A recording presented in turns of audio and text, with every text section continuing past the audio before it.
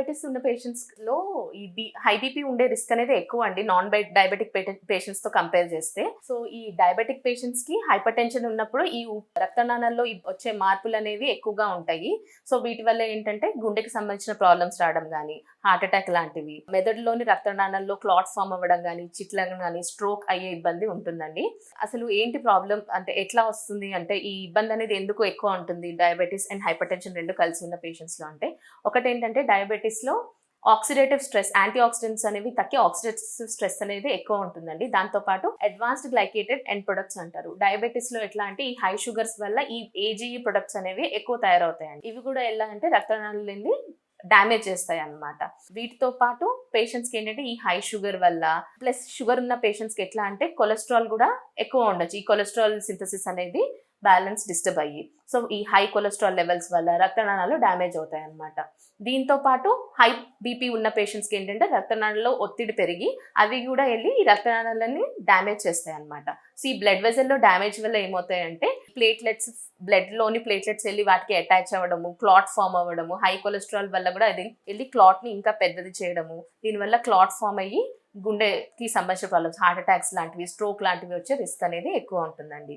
ముఖ్యంగా ఎట్లా అంటే ఈ డయాబెటిస్ అండ్ హైపర్ టెన్షన్స్ కలిపి ఉన్న పేషెంట్స్‌కి ఎక్స్‌ట్రాగా కొలెస్ట్రాల్ ఎక్కువ ఉన్నా, లేదంటే ఒబేసిటీ ఉన్న, అధిక బరువు ఉన్న వాళ్ళు దాన్ని మెటబాలిక్ సిండ్రోమ్ అంటారు.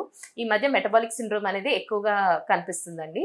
ప్రతి 5 పేషెంట్స్‌లో ఇద్దరికి, ముగ్గురికి మెటబాలిక్ సిండ్రోమ్ అనేది కనిపిస్తుంది. ముఖ్యంగా డయాబెటిక్స్‌లో.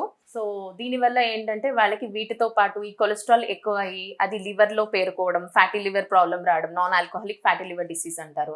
అదేమన్నా ప్రాబ్లమ్ రావడం గానీ, ఈ అధిక బరువు వల్ల వాళ్ళకి ఎట్లా అంటే నైట్ పూట పడుకున్నప్పుడు గురక రావడము, దాంతో పాటు అబ్స్ట్రక్టివ్ స్లీప్ ఎప్నియా అంటారు. అంటే ఈ అధిక బరువు వల్ల ఏమవుతుందంటే వాళ్ళకి ఊపిరితిత్తుల్లో ఒత్తిడి పెరుగుతది. ఈ చెడు గాలి అనేది వాష్ ఔట్ కాక పల్మనరీ ఆర్టరీ హైపర్ టెన్షన్, గుండె మీద లోడ్ పడి హార్ట్ ఫెయిల్యూర్ అయ్యే రిస్క్ ఉంటుందండి. దీంతో పాటుగా ఎట్లా అంటే వాళ్ళకి ఈ ఆస్టియో ఆర్థరైటిస్ గానీ అధిక బరువు వల్ల, దాంతో పాటు ఈ యూరిక్ యాసిడ్ లెవెల్స్ అనేవి కూడా ఎక్కువగా ఉండొచ్చు మెటబాలిక్ సిండ్రోమ్ ఉన్న వాళ్ళకి. సో, ఈ యూరిక్ యాసిడ్ కూడా ఎట్లా అంటే ఒకవైపు హైపర్ టెన్షన్‌కి కాంట్రిబ్యూట్ చేస్తుంది. దాంతో పాటు గుండె సంబంధిత ప్రాబ్లమ్ రావడం గానీ, కిడ్నీలో స్టోన్స్ ఫార్మ్ అయ్యే రిస్క్ అనేది ఉంటుందండి. Hyper tension, diabetes and cholesterol problem ఉన్న వాళ్ళు కంపల్సరీ ఇవన్నీ కంట్రోల్‌లో పెట్టుకోవడం వల్ల ఈ కాంప్లికేషన్స్ రాకుండా మనం ఆపొచ్చు.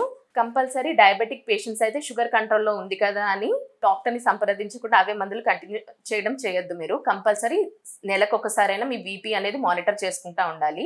ఎందుకంటే ఇప్పుడు లేదు కదా అని తర్వాత మీకు బీపీ పెరగదు అని అయితే లేదండి. సో, కనీసం 3 నెలలకు ఒకసారైనా మీ డాక్టర్‌ని కన్సల్ట్ అయ్యి బీపీ చెకప్ అనేది చేసుకోవాల్సి ఉంటుంది. దాంతో పాటు మీ కొలెస్ట్రాల్ లెవెల్స్ ఎట్లా ఉన్నాయి, యూరిక్ యాసిడ్ లెవెల్స్ ఎట్లా ఉన్నాయి అవి కూడా మీరు మానిటర్ చేసుకోవాల్సి ఉంటుంది.